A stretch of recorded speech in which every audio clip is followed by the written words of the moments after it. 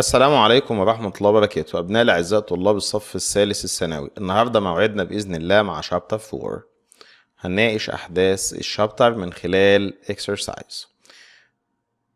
Test 1 Chapter 4. Choose the correct answer from A, B, C or D. Number 1. Why did راسندل visit the prince؟ يعني لماذا زار راسندل الأميرة فلافيا؟ الإجابة to get her support، عشان يحصل على دعمها. to buy her some flowers، هيشتري لها ورد. to make Michael angry، عشان يخلي مايكل غضبان. to ask her for marriage، عشان يطلب إيدها للزواج. طبعا الإجابة to get her support، اللي هي طبعا letter A. Number 2. If راسندل had the support of the princes، لو راسندل حصل على دعم الأميرة فلافيا إيه اللي هيحصل؟ It would help him to be more popular، هيبقى أكثر شعبية. Michael would be very pleased، مايكل هيبقى مسرور. He would be safe in the palace، هيبقى آمن في القصر. Antoinette would feel jealous، أنطونيت ستشعر بالغيرة. طبعا الإجابة إن it would help him to be more popular، هيبقى أكثر شعبية طبعا. Number 3. Which 3 of the 6 men were in استفيلسو؟ مين التلاتة اللي كانوا في استفيلسو؟ يا ترى جوزيف وجوهان اند ماكس، ولا كرافستين وروبرت اند ليون جرام، ولا دوغوتي وبيرسونان وديتشارد، ولا سابت وفريدز اند فرايلر؟ طبعا الإجابة التلاتة الأجانب هما اللي كانوا موجودين في استفيلسو في الوقت ده. من التلاتة الأجانب؟ دوغوتي الفرنساوي، بيرسونان البلجيكي، ديتشارد الإنجليزي. Number 4. Hundreds of people followed Rosendal on his way to. في مئات الناس تبعوا راسندل لما كان رايح فين يا ولاد؟ The home of Flavia، the royal palace، the hunting lodge، the castle of Zend. الإجابة طبعا the home of Flavia. Answer 2 of the following questions. Number 5. Rosendal was taught a lesson from Sabt and the Freiler. Discuss. راسندل تعلم درس من سابت وفرايلر. طبعا احنا فاكرين لما راسندل وسابت وصلوا مرة تانية إلى القصر أو إلى العاصمة استفيلسو. سابت كان حريص جدا جدا، ما قالش لفرايلر الحقيقة خالص. فراسندل اتعلم درس. إيه هو؟ أقول راسندل was taught a lesson from Sabt and Freiler. He was taught that he should be careful and not tell the truth to anyone. He should be careful أو cautious يعني حريص and not tell the truth to anyone even the people you trust. ما تقولش الحقيقة لأي حد، حتى الناس اللي انت بتثق فيه. Number 6. What did Rasendal decide to do to be a good king? Do you think he was right? راسندل قرر يعمل ايه عشان يبقى ملك جيد؟ وهل تعتقد ان اللي عمله ده كان معاه حق؟ طبعا الإجابة راسندل decided to be more popular، قرر انه يكون اكثر شعبية. He decided to visit Princess Flavia to gain more popularity، قرر يزور فلافيا عشان يكتسب شعبية اكتر. Also he decided to talk well about Michael. He decided to talk well أو he decided not to talk badly about the Duke. طب do you think he was right؟ أقول I think he was right. Number 7. Do you think that Sabt was persuasive? Why not؟ هل تعتقد ان سابت كان persuasive يعني مقنع؟ طبعا الإجابة yes, I think Sabt was persuasive because he persuaded Rasendal to continue playing the role of the king. كان مقنع بالطبع عشان أقنع راسندل ان يستمر في لعب الدور الملك. Test 2 Chapter 4. Choose the correct answer from A, B, C or D. Number 1. Rasendal was worried when he met Michael's 6 men because he realized that. راسندل كان قلقان لما قابل رجالة مايكل الستة لأنه أدرك إيه؟ They knew he was the real king. عرف إن هو الملك. They knew he wasn't the real king. He was not the real king. They would kill him in Flavia's house. طبعا راسندل كان قلقان لما قابل رجالة مايكل اللي لأنه أدرك يا ولاد إن they knew يبقى لتر إيه الإجابة الصحيحة؟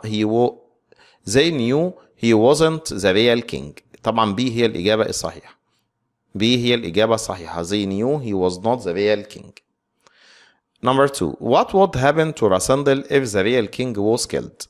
ايه اللي ممكن يحصل لراسندل لو الملك اتقتل؟ راسندل would be king forever. راسندل would go to England. راسندل would be imprisoned. راسندل would be an ambassador. الإجابة الصحيحة إن راسندل would be king forever. لو الملك اتقتل يا جماعة راسندل سيظل الملك للأبد. Number 3. If they don't have a king in Stilso. لو ما فيش ملك يا جماعة في العاصمة ستيفلسو. The city will belong to space within 24 hours. الإجابة the city would belong to طبعا مايكل. مش المارشال ولا فريدز ولا ماكس هولف. المدينة ستقع في يد مايكل. Number 4. مايكل will worry because راسندل was. مايكل سوف يقلق لأن راسندل كان intelligent, brave, clever, gentle. الإجابة طبعا هتبقى brave. طب اشمعنى اخترنا brave شجاع يا ولاد؟ طبعا لأن راسندل واجه الرجالة بتوع مايكل فين؟ في الهانتنج لودج. خلاص؟ وقدر يقتل 2 منهم. He knocked one of the horse and hit another with his sword. راسندل was brave. Answer 2 of the following questions. Number 5. Why do you think Michael's men came to the hunting lodge with speeds? لماذا تعتقد أن رجال مايكل جاءوا لمنزل الصيد ومعهم المجاريف speeds؟ الإجابة طبعا I think they came to the hunting lodge with speeds to bury Joseph's body. To bury Joseph's body and hide their evil work. جايين عشان يدفنوا bury يعني يدفن، عشان يدفنوا جثة جوزيف اللي قتلوه and hide their evil crime ويخفوا جريمتهم الشريرة. Number 6. Do you think Sabt's plan to let Rasandal stay king was too dangerous? Why? هل تعتقد أن خطة سابت في أن راسندل يظل الملك كانت خطة خطيرة؟ الإجابة I think so. أعتقد ذلك. قد خطة خطيرة فعلا. It was a dangerous plan. طب why? Because someone أو people might recognize that Rasandal was not the king. لأن ممكن في ناس تدرك أن راسندل ليس الملك. فهي كانت لعبة خطيرة جدا. Some people might recognize that Rasandal was not the king. Number 7. Why do you think Michael wouldn't dare to kill the real king? لماذا تعتقد أن مايكل wouldn't dare لن يجرؤ؟ الفعل dare يعني يجرؤ أو يتجرأ. ليه بتعتقد أن مايكل لن يجرؤ أن يقتل الملك؟ الإجابة طبعا سهلة جدا وبسيطة. أقول I think because if Michael killed the king, Rasandal would stay the king. Rasandal would stay the king. لو قتل الملك راسندل سيظل الملك. Test 3 chapter 4. Choose the correct answer from A, B, C or D. According to Radolf Rasandel, what is a pretending king's life like? طبقا لكلام راسندل يا ولاد. اوصف حياة الملك. شكلها يا جماعة حياة الملك المصطنع. يا ترى it's harder than a real king's life. أصعب من حياة الملك العادي. It's easier than a real king's life. أسهل من حياة الملك العادي. It's as hard as نفس صعوبة real king's life. It's less difficult أقل صعوبة من the real king's life. الإجابة طبعا it's harder than a real king's life. Number 2. What nationalities were the 6 men? ما هي جنسيات ال6 رجال؟ 2 Mauritanians and 4 foreigners. 4 Mauritanians and 2 foreigners. The 6 were all foreigners. 3 Mauritanians and 3 foreigners. طبعا رجالة مايكل ال6 كان 3 منهم أجانب و3 من موريتانيا نفسها. الإجابة طبعا letter D. 3 Mauritanians and 3 foreigners.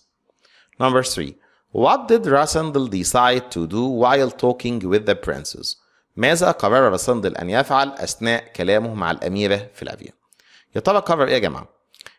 To tell her the truth يقول لها الحقيقة. To ask for her hand يطلب إيدها للزواج. To be very careful while talking to her أن يكون حريص أثناء كلامه معها. To criticize Michael أن ينتقد مايكل. طبعا راسندل لما راح يزور الأميرة فلافيا أول مرة طبعا قرر إنه يبقى حريص جدا أثناء كلامه معاها بحيث ما يرتكبش أي أخطاء. طبعا الإجابة الصحيحة letter C اللي هي to be very careful while talking to her. Number 4. Why did Rasandal think that Sabt's second plan was too dangerous? ليه راسندل اعتقد إن خطة سبت الثانية كانت خطيرة للغاية؟ طبعا عشان no one knew he wasn't the real king. عشان محدش عارف إنه مش الملك. فلافيا knew he wasn't the real king. هل علشان فلافيا عرفت إنه مش الملك؟ ولا letter C the Duke and his men knew that he wasn't the real king عشان الدوك مايكل ورجالته عرفوا وأدركوا إنه مش الملك؟ ولا all people in Mauritania knew that he wasn't the real king؟ كل الناس في دولة موريتانيا عرفوا إنه مش الملك. طبعا راسندل قال إن الخطة الثانية إنه يستمر في لعب دور الملك خطة خطيرة وأجن من الخطة الأولى. قال كده، قال it's smarter than the first one. طبعا الإجابة لأن الدوك مايكل letter C دوك مايكل and his men knew that he was not the real king. دوك مايكل ورجالته عرفوا إنه مش الملك. Answer two of the following questions. Number 5. Could the Duke يا جماعة or راسندل reveal the secret? Why not؟ هل الدوك مايكل وراسندل كشفوا السر؟ هل كشفوا السر؟ دوك مايكل وراسندل؟ طبعا الإجابة no they couldn't. ما يقدروش يكشفوا السر. دوك مايكل couldn't say that راسندل wasn't the king because people would know that he had kidnapped the king. وفي نفس الوقت راسندل couldn't reveal the secret and say that Michael kidnapped the king because people would know that he was not the real king. يبقى مايكل ما يقدرش يقول ان راسندل مش الملك عشان الناس هتعرف ان هو اللي خطف الملك. وكمان راسندل ما يقدرش يقول ان مايكل خطف الملك لان الناس هتعرف ان هو مش الملك الحقيقي. Number 6. Sabt proved more than once to be a responsible person. أثبت سابت أكثر من مرة أنه شخص مسؤول. How؟ إزاي سابت كان شخص مسؤول؟ طبعا الإجابة سابت يا جماعة was loyal to the king. كان مخلص جدا للملك. And he was very responsible. وكان متحمل للمسؤولية. So he persuaded راسندل to continue playing the role of the king after the king had been kidnapped. سابت هو اللي تحمل المسؤولية وهو اللي أقنع راسندل to continue playing أن يستمر في لعبة دور الملك after the king had been kidnapped بعد ما الملك اتخطف. 7. Do you think the Duke could kill the king؟ هل تعتقد أن الدوك مايكل يقدر يقتل الملك؟ Why not؟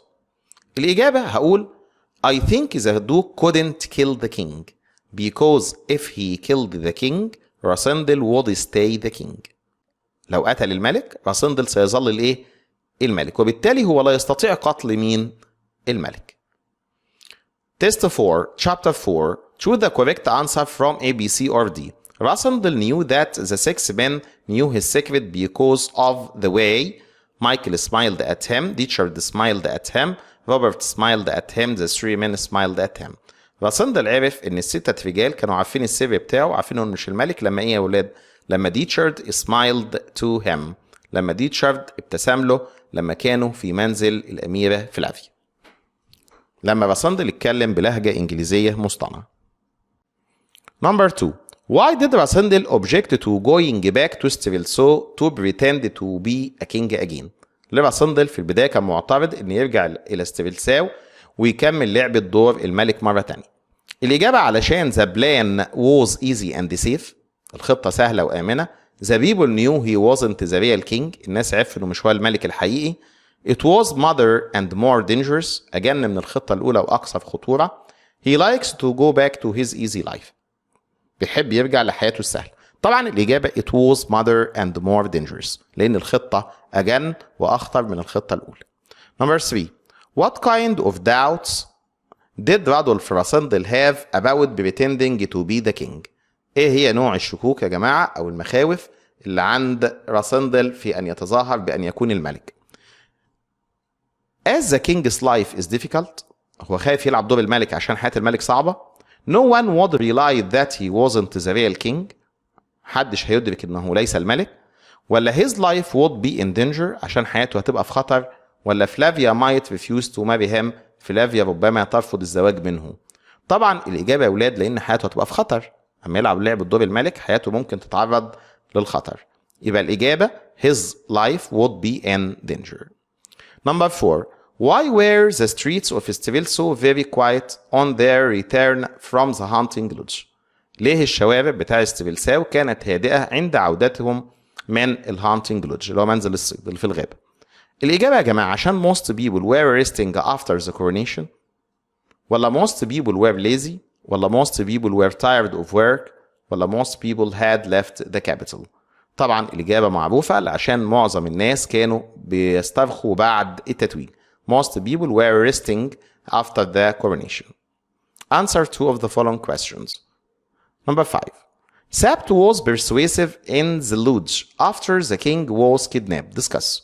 سابت كان مقنع يا جماعة بعد ما الملك اتخطف. ازاي؟ الإجابة يا جماعة أقول إن سابت could persuade Rasandal to continue playing the role of the king.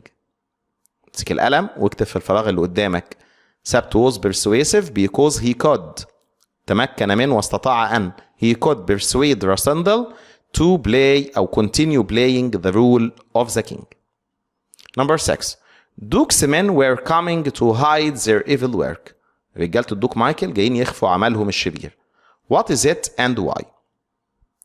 الإجابة يا جماعة بالتفصيل أقول دوك مايكل the men were coming to hide أو bury Joseph's body.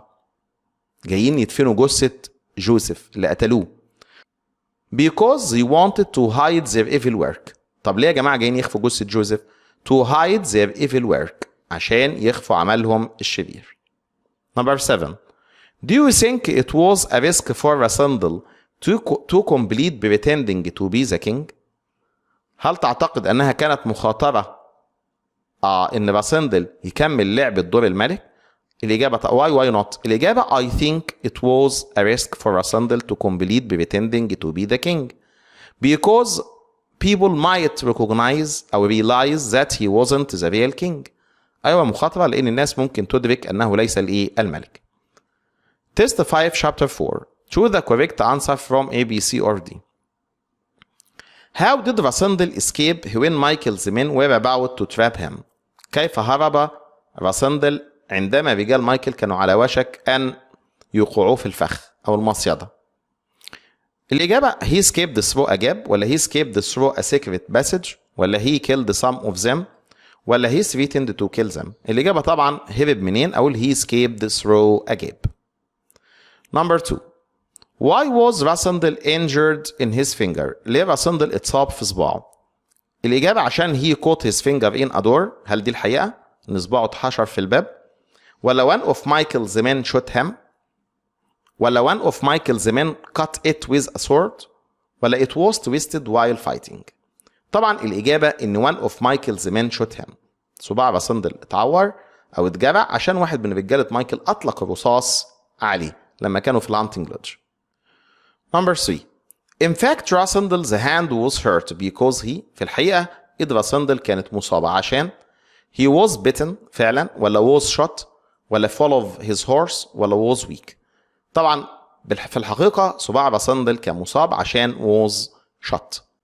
إنما هو طبعا كان بيقول لمايكل إيه قدام فلافيا؟ بيقول إنه كان مصاب في إيده عشان an animal bit him. بس طبعا دي مش الحقيقة. الحقيقة إن he was shot. Number 4. Rasandal covered his face saying to the farmer that he had. راسندل غطى وشه وقال للفلاح إن عنده إيه؟ headache, bad tooth, stomachache, sore throat. طبعا الإجابة bad tooth. قال إن سنته بتوجعه أو بتؤلمه. Answer 2 of the following questions. Number 5. Why do you think Rasandal decided to visit the old part of the town so often؟ ليه بتعتقد ان راسندل قرر يزور الجزء القديم من المدينة أكثر من مرة؟ الإجابة طبعا باختصار خالص أقول to gain more popularity. To gain more popularity أو to be more and more popular عشان يزود شعبيته أو يكون أكثر شعبية. Number 6. Fritz said it's a stalemate. stalemate يا ولاد يعني نقطة تجمد أو موقف صعب. What do you think Fritz meant by it's a stalemate؟ ماذا يقصد فريدز بعبارة it's a stalemate؟ الإجابة ببساطة يا ولاد أقول I think that no one could do anything. I think that no one could do anything. أعتقد أن لا أحد يستطيع أن يفعل أي شيء. دي إجابة مختصرة. ممكن أفرد الإجابة دي أجاوبها بالتفصيل وأقول Michael couldn't say that راسندل wasn't the real king. مايكل ما يقدرش يقول إن راسندل مش الملك. Because people would know that he had kidnapped the king. لأن الناس ببساطة هيعرفوا إن هو اللي خطف الملك. At the same time في نفس الوقت راسندل can't accuse مايكل of kidnapping the king. راسندل ما يقدرش يتهم مايكل بخطف الملك. ليه؟ Because people would realize that راسندل was not the real king. لأن الناس هيدركوا إن هو مش الملك الحقيقي. Number 7. Why do you think راسندل kept his plan to make himself popular as a secret?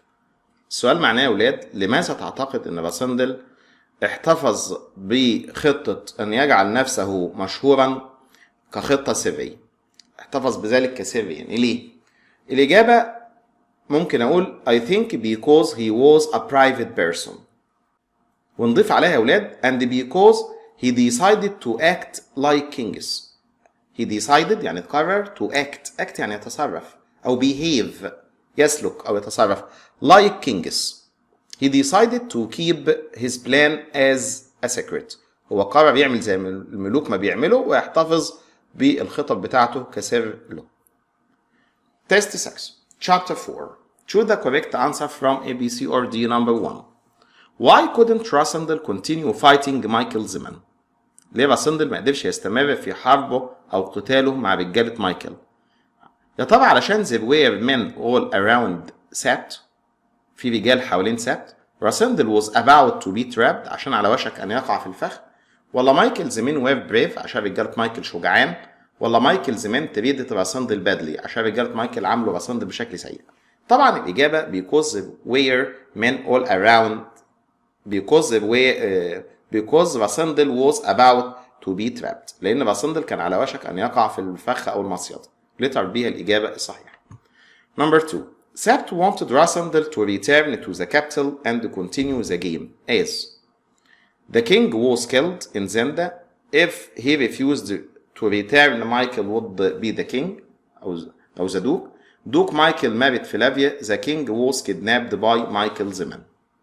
سبت كان عايز راسندل يرجع العاصمة ويستمر في اللعبة لأن في الوقت ده the king was kidnapped by Michael Zeman لأن الملك اتخطف بواسطة رجالة مايكل. هي الإجابة الصحيحة letter D. Number 3. Why did راسندل think that Flavia would discover him? ليه راسندل اعتقد إن فلافيا ممكن تتعرف عليه وتكتشف؟ يا ترى علشان she knew he wasn't her cousin؟ ولا she said he wasn't the real king؟ ولا Princess Flavia realized his change؟ ولا Flavia saw him in England؟ طبعا الإجابة الصحيحة إن Princess Flavia realized his change. أدركت بعض التغيرات عليه. Number 4. Why was راسندل very careful when he talked to Princess Flavia? ليه راسندل كان حريص جدا أثناء كلامه مع الأميرة فلافيا؟ يا ترى يا أولاد عشان he wanted her to speak freely؟ ولا يا ترى علشان she would realize that he wasn't the real king؟ ولا she would realize that he loved her؟ ولا she would realize that he hated Michael؟ طبعا الإجابة الصحيحة إنها she would realize that he wasn't the real king. كان حريص في كلامه مع فلافيا لأنها ممكن تدرك أنه ليس الملك. Answer 2 of the following questions. Number 5. Why did the princess send a servant to ask about the king? What does this show? لماذا الأميرة فلافيا أرسلت خادم يسأل عن الملك وماذا يظهر ذلك؟ أقول إن فلافيا sent a servant to ask about the king because she was worried about him as she noticed that he had changed. كانت قلقانة عليه وكانت ملاحظة عليه بعض التغيرات. She noticed that he had changed. And بيقول لك what does this show? This shows that the princess was a good observer. A good observer يعني قوية الملاحظة. Flavia was a good observer. أو this showed that Flavia was very interested أو careful about the king. الأميرة فلافيا كانت حريصة جدا على الملك. She loved him.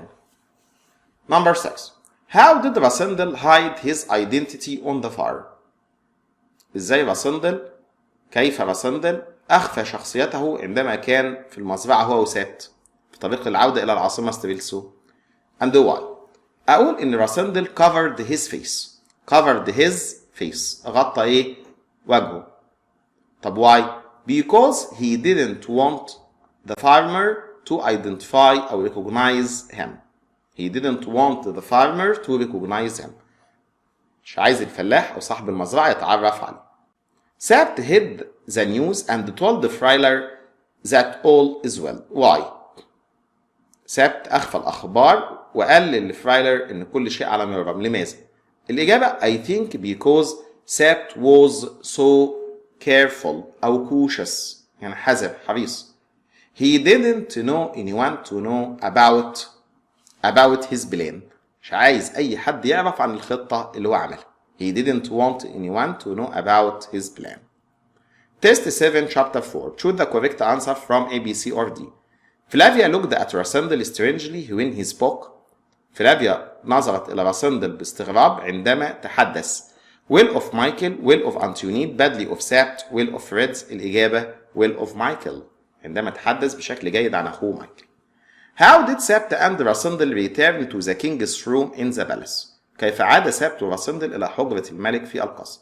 يا ترى من خلال through the secret passage ولا من خلال the main door of the palace ولا through the behind the door of the palace ولا through the gate of the palace.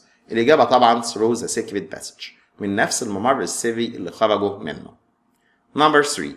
راسندل covered up his mistake by saying that. راسندل أخفى وغطى خطأه عندما قال إيه؟ إن he forgot the rules and the people بينسى القواعد والناس. He wanted his brother beside him. He remembered the rules and the people. The rules were difficult. طبعا الإجابة واضحة جدا. He forgot the rules and people. Number 4. Flavia sent her servant to the royal palace to find out how. فلافيا أرسلت الخادم بتاعها إلى القصر لكي يكتشف ويعرف كيف. Sapt was feeling after the coronation. The dog was feeling after the coronation. Rasandel was feeling after the coronation. The king was feeling after the coronation. الإجابة الصحيحة Rasandel was feeling after the coronation. Answer 2 of the following questions. Number 5. How do you think Rasandel justify not signing the documents? السؤال معناه كيف تعتقد أن راسندل برر عدم توقيعه على الوثائق؟ الإجابة أقول he said that his finger was injured. He said that كان دايما بيقول إيه يا أولاد؟ إن his finger was injured إن صباعه مصاب أو مجروح. Number 6. Sapt was a cautious person. سابت كان شخص حريص جدا. دايما طول القصة هنلاقي سابت حريص جدا. illustrate بتساوي explain. اشرح وضح give example show. طيب Sapt was cautious. He didn't tell Freiler.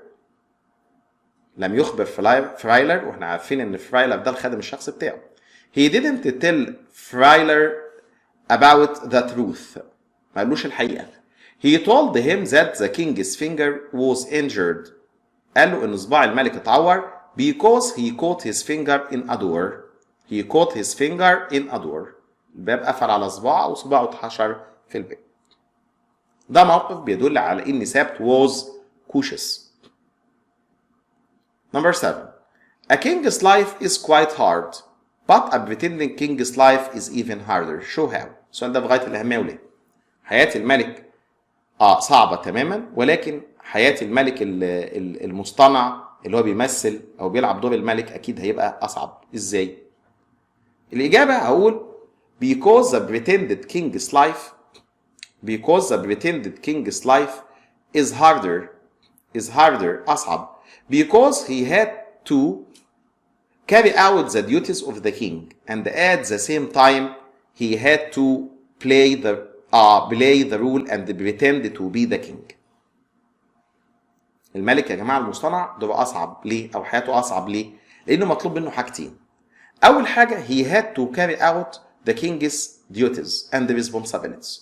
مطلوب منه يتحمل مسؤوليات وواجبات الملك. And at the same time he had to pretend like the king. مطلوب منه أن يتظاهر زي الملك بالظبط طبعا without making any mistakes. دون ارتكاب أي أخطاء. Test 8 chapter 4 choose the correct answer from A, B, C or D. Why did Fritz bow to راسندل؟ ليه فريتز انحنى أمام راسندل؟ يا ترى to pretend he was the king, he thought he was the real king, to be funny, to show that he was polite. سبتن فريتز يا جماعة انحنى أمام الملك. he thought الإجابة صحيحة he thought that he was the real king. Number 2 what did Sabt tell his servant Friler about the king's injury؟ ماذا قال سابت للخادم عن إصابة الملك؟ قال له إن he was bitten by an animal, he was shot, someone cut his finger was caught in a door. الإجابة طبعا letter D, his finger was caught in a door. قال لفرايلر إن صباع الملك اتحشر في الباب. Number 3 راسندل wanted to be seen most in the old town because he wanted. راسندل عايز الناس تشوفه كتير في الجزء القديم المدينة من أجل يا أولاد. The poor people to think well about him. The rich people to think well about him. The poor people to think well about Sabt. The rich people to think well about Sabt. طبعا عشان مين يا جماعة يظن ظن جيد بالملك اللي هما طبعا the poor people to think well about him, about the king يعني. يبقى الإجابة الصحيحة letter A. Number 4 why did راسندل want to fight Michael's men؟ ليه راسندل عاوز يتخانق مع رجالة مايكل؟ يا ترى to revenge himself, to revenge Joseph, to free the king, to escape. طبعا هو كان عايز يواجه رجالة مايكل ويتشاجر معهم عشان to revenge Joseph. revenge هنا يا جماعة معناها ينتقم ليه. Answer 2 of the following questions. Number 5 do you agree that Rasendel's injured finger served him well? Why not؟ هل توافق ان اصبع راسندل المصاب خدمه؟ الإجابة طبعا I think so. I agree. Because he always said that he couldn't sign documents as his finger was injured. كان بيتحجج دايما ويقول ان he couldn't sign documents. لا يستطيع ان يوقع على الوثائق الرسمية. ليه؟ Because his finger was injured. فموضوع صباعه المصاب ده خدمه طبعا. Served him. Number 6 Michael was a narrow-minded man. How far do you agree? narrow-minded أو small-minded يعني ضيق الأفق، تفكيره على قده زي ما بنقول. مايكل كان ضيق الأفق أو تفكيره محدود إلى أي مدى توافق؟ الإجابة I agree. I agree that Michael was narrow-minded. He was angry when Rasendel told him that an animal bit him. غضب شديد لما راسندل قال له ان في حيوان عضه. He couldn't hide his feelings. ما كانش بيعرف يخفي مشاعره. He couldn't hide his feelings. Number 7 Rasendel asked a new servant who had never seen the king. Say why. راسندل يا جماعة طلب خادم جديد غير جوزيف لأن جوزيف اتقتل، والخادم ده ما يكونش شاف الملك قبل كده. ليه؟ Say why. أقول I think because راسندل didn't want this new servant to recognize him. مش عاوز يخلي هذا الخادم الجديد يتعرف عليه، لأن لو كان الخادم ده شاف الملك القديم ممكن يتعرف على راسندل ويعرف إن هو مش الملك. يبقى الإجابة ببساطة because he didn't want this servant to recognize him. Test 9 chapter 4 choose the correct answer from A, B, C or D. Why couldn't Michael come into the guest room when the king was there? ليه مايكل يا جماعة ما قدرش يدخل حجرة الضيوف لما الملك كان هناك اللي هو راسندل؟ الإجابة عشان the king didn't give him permission. الملك ما ادالوش إذن أو تصريح. The king was talking to Flavia عشان الملك كان بيتكلم مع الأميرة فلافيا. ولا C he didn't want to talk to the king مش عايز يتكلم مع الملك. ولا the guest room was too hot عشان الحجرة كانت حر. الإجابة الصحيحة طبعا الأولى اللي هي A the king didn't give him permission. الملك لم يأذن له. Number 2 راسندل went to the old town too. راسندل ذهب للمدينة القديمة لكي amuse himself mock them gain popularity be a distant king. الإجابة طبعا gain popularity كان عايز يكتسب شعبية أكتر. Number 3. Why couldn't they accuse Michael of kidnapping the real king? ليه يا جماعة سبت وراسندل وفريدز ما يقدروش يتهموا مايكل بأنه خطف الملك؟ الإجابة as they were cowardly عشان هم جبناء، ولا as they were not brave عشان هم ليسوا شجعان، ولا as they would admit that راسندل wasn't the real king عشان كده هيبقى اعتراف منهم إن راسندل مش الملك، ولا they were afraid عشان هم خايفين؟ الإجابة طبعا باينة letter C as they would admit that Rasandel was not the real king. Number 4. Why could not Michael accuse Rasandel of anything? ليه مايكل ما يقدرش يتهم راسندل بأي شيء؟ الإجابة طبعا as he would be accused of kidnapping the real king، ولا as he was weak، ولا as he was coward، ولا as he would be a king. الإجابة letter A as he would be accused لأنه هيتهم بخطف الملك. Answer 2 of the following questions. Number 5. If you were Rasandel, would you agree to return with Sabt? Why not? لو انت مكان راسندل هتوافق انك ترجع مع سبت؟ الإجابة طبعا yes I would agree because I want to save the king's life. I want to save the king's life. كنت أوافق كنت أعمل زي ما راسندل عمل علشان طبعا أنقذ حياة الملك. Number 6. Do you think Fritz was loyal to the king? Why not? هل تعتقد ان فريدز عنده إخلاص للملك؟ طبعا هقول فريدز I agree that Fritz was loyal to the king. He stood in front of the king's room to prevent anyone, especially Michael, from entering the room. ده موقف قلناه في chapter 3. وقف أمام حجرة الملك لكي يمنع أي شخص من أن يدخل خاصة مايكل. في كمان موقف يا جماعة Fritz was loyal to the king. إزاي؟ When he saw Rasandel, he bowed in front of him thinking that he was the king. أول ما شاف راسندل he bowed بفعل باو يعني ينحني thinking معتقدا that he was the real king معتقدا أنه الملك. Number 7. If you were Rasandel, would you attack Michael's men or not? And why? الإجابة طبعا if I were Rasandel I would attack Michael's men. لو أنا مكان راسندل ههجم على رجالة مايكل زي ما راسندل عمل. طب ليه؟ واي؟ الإجابة طبعا to revenge Joseph. to revenge معناها ينتقم أو avenge برضه يعني ينتقم. to avenge Joseph. avenge ينتقم لغيره. to avenge Joseph يعني لكي ينتقم لجوزيف. فاضل لنا يا جماعة تيست 10 وتيست 11. أتمنى حضراتكم تجاوبوا عليهم بنفسكم. لو في أي نقطة صعبة ولا حاجة أنا تحت أمر أي طالب عنده أي نقطة صعبة مش عارف يجاوب عليها، بس يا ريت الناس تدخل تتفاعل وتقرأ وتذاكر عشان خلاص ما عادش فيه وقت. أتمنى في نهاية الشابتر إن بإذن الله الناس تكون فهمت كل حاجة. هذا والسلام عليكم ورحمة الله وبركاته.